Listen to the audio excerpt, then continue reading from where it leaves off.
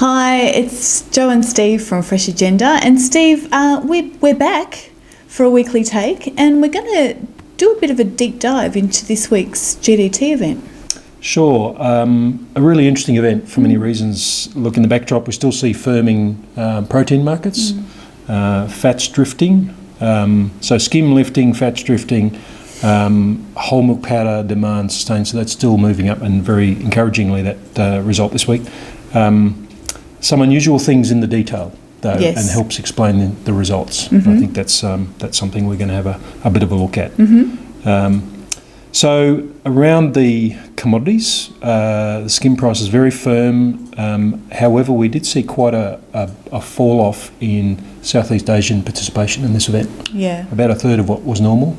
The Middle East came in and made up the numbers. So that was pretty interesting, while China sustained its activity.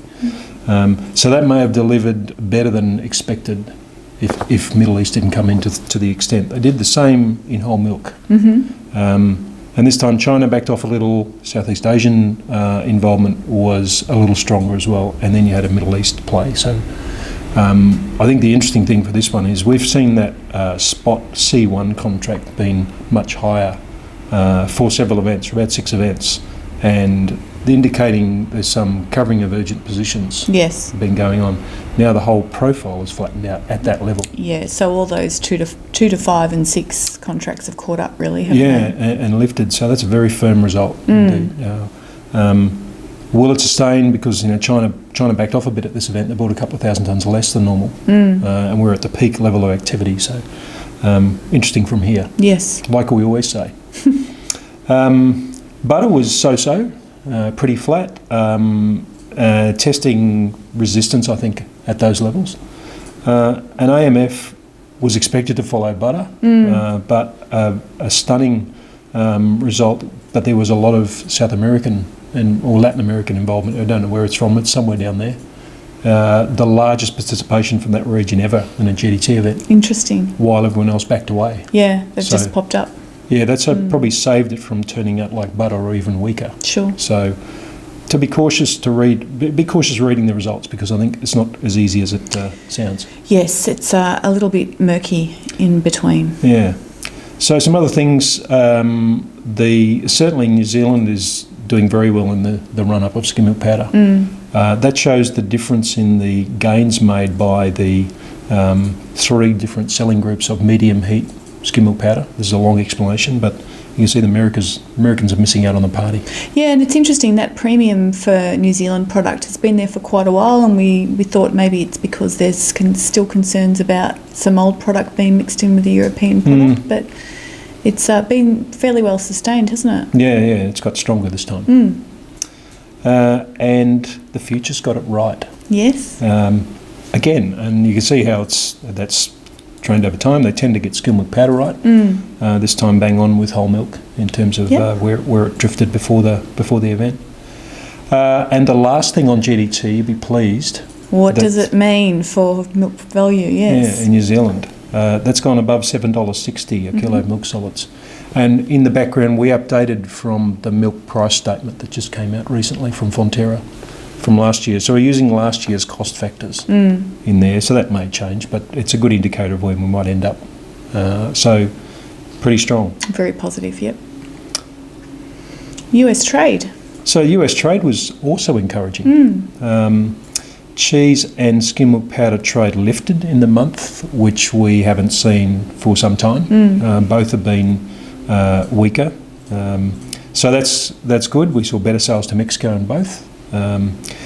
The Southeast Asian trade in skim was a particularly interesting one, because we saw trade into Indonesia lift almost double in the month. Yeah. So that's about the dispute that Indonesia's having with Europe on palm oil. So the Americans have gone in and taken some share. Yes, taken advantage of that. Yeah. With cheese again, Japan and South Korean markets still very good for the American exporters. So Americans will be taking some heart from that. Absolutely. And what's happening with production in the States? Again, an interesting story. Milk up a little bit. We've seen cheddar production go up 1.5%, or it's nearly 2%, I guess, in that period. that we're looking at the last 3 months there. Cheddar, however, has fallen. Yeah, so cheese has gone up, but cheddar's gone down. Cheddar's gone down. Yeah, we've seen other varieties favoured. Also, the big gains in non-fat milk production, non-fat milk powder production, and swing in terms of the mix of whey products. Yeah. So there's quite a bit in that production story. And you can see that fall in cheddar there. It's quite marked. And also the other thing there for the whey complex, a bit more being swung into dry whey, which is away from the WPCs. Yeah, exactly. Where the market is very weak. Affecting those markets, yeah. Your chart of the week, Joe. Chart of the week. Well, we thought we'd just have a look at what's happening in the very important European market for butter.